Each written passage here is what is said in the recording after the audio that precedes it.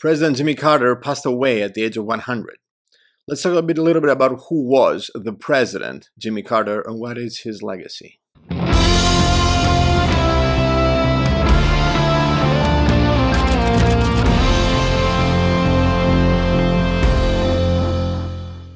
Hello everybody, my name is Stavros. I'm a professor of international relations and an advocate for democracy. You're with me today on Black Flag Media. We have some news from the US, specifically the passing of the late now President Jimmy Carter at the age of 100.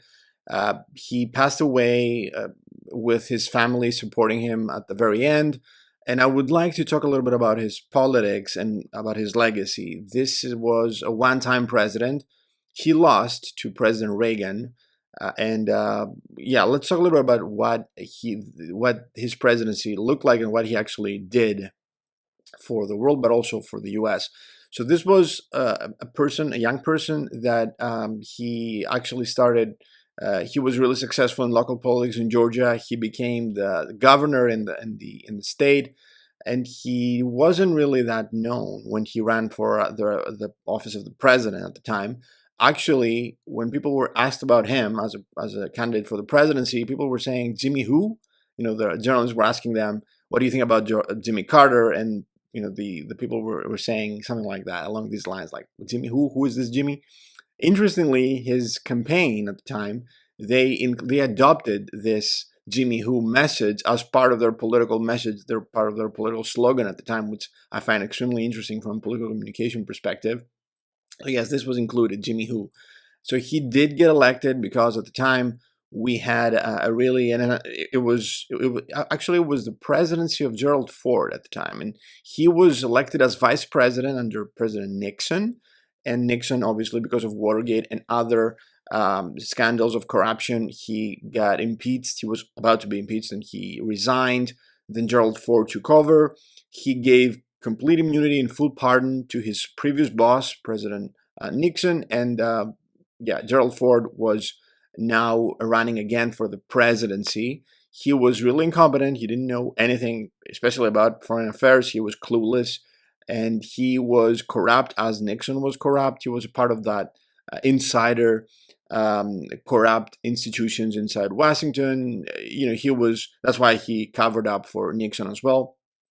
And he was along with, obviously, Henry Kissinger, the Secretary of State at the time. He was a national security advisor. Then he became the Secretary of State, and he was running the whole show under Gerald Ford, because Ford, again, he was clueless about international relations, so he was running the whole show.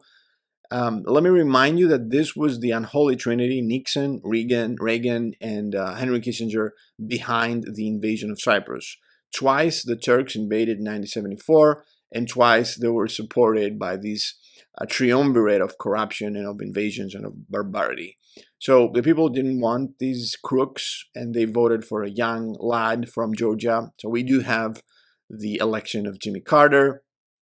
So this guy, he was really hopeful as an individual, but he did show his true colors when he supported the Turks in their, in this illegal invasion of Cyprus. I think this needs to be mentioned. This is a Greek channel, obviously. I'm Greek, so I need to mention this because maybe most of you don't know about it. So at the time, after the invasion of Cyprus, the U.S. Congress, led by some very powerful U.S. American congressmen and senators, like the specific politicians, Bradimas and Sarbanis, again, Greek Americans, they went and they pushed through Congress a specific embargo, an arms embargo against Turkey, because of them using NATO weapons to kill fellow NATO member troops, like the Greek troops that were stationed in Cyprus.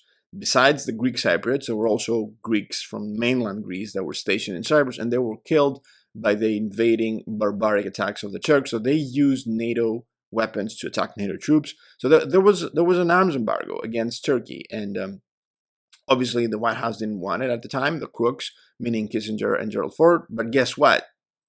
The crook who was about to be revealed, that was Jimmy Carter, he also didn't want that, and he pushed the levers of power, specifically his democratic allies, and he did manage. He was the one actually that lifted the arms embargo against the brutality of the Turks.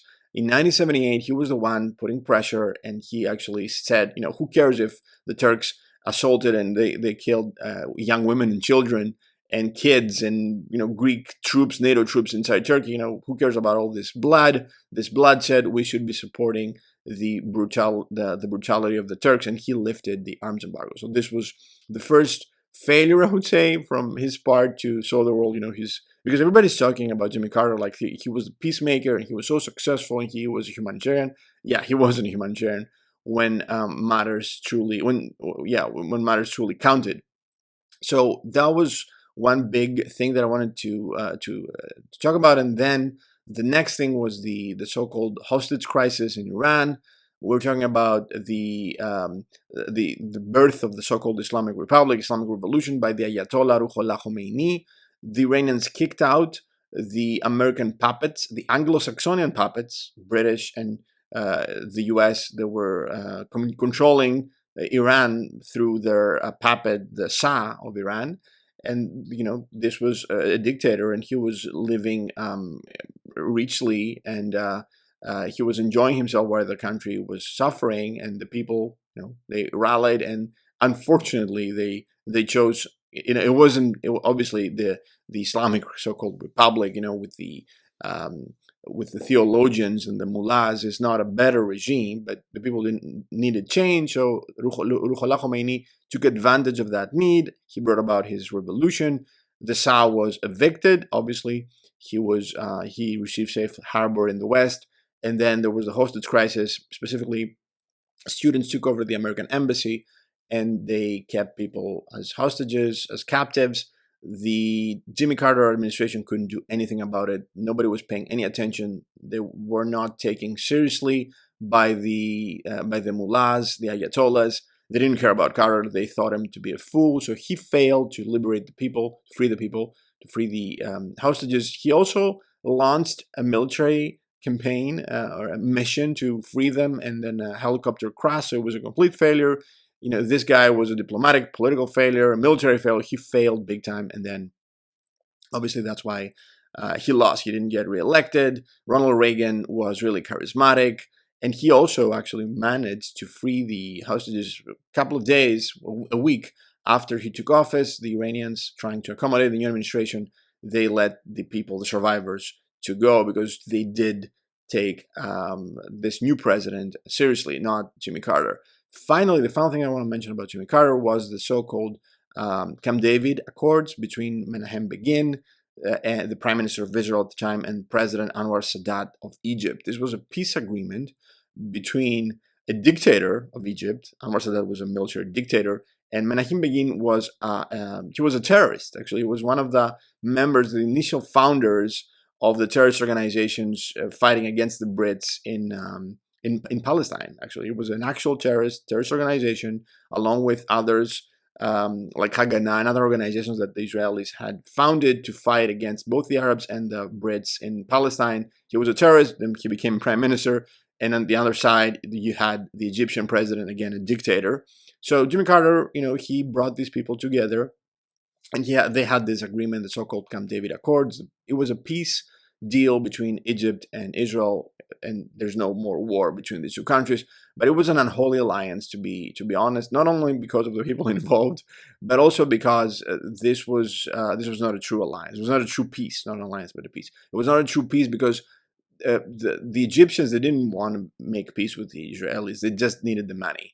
And after that, and even to this very day, Egypt is the second biggest recipient of U.S. foreign aid after Israel globally, exactly because of this. They were being paid to maintain this peace with Israel, which is unholy, and it's not natural, it's not viable or sustainable if you think about it. So yes, the U.S. paid their cronies in the Middle East, the dictators and the butchers, to maintain this peace, and these guys obviously they started taking this money and sharing them among themselves.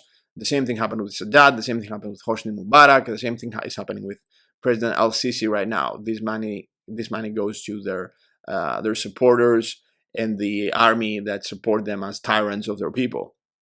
Also, interestingly, this was an act of treason for the people of Egypt, and Anwar Sadat was assassinated because the people, or his assassins, they called him a traitor to the cause of Palestine. So he paid this blood money with his own life. So this is the legacy, I guess, of this guy. And people are going to be saying so many good things about someone who passed away, but we need to know what actually happened and the actual truth of history. So this is it for today, guys. If you did like this video, please like and subscribe. You can share around because I think nobody's going to be talking about Jimmy Carter the same way we did today. And if you'd like to hear more about these kind of videos, there's going to be more coming down the pipe, so make sure to subscribe. Thank you. I'll see you in the next one, and keep raising the black.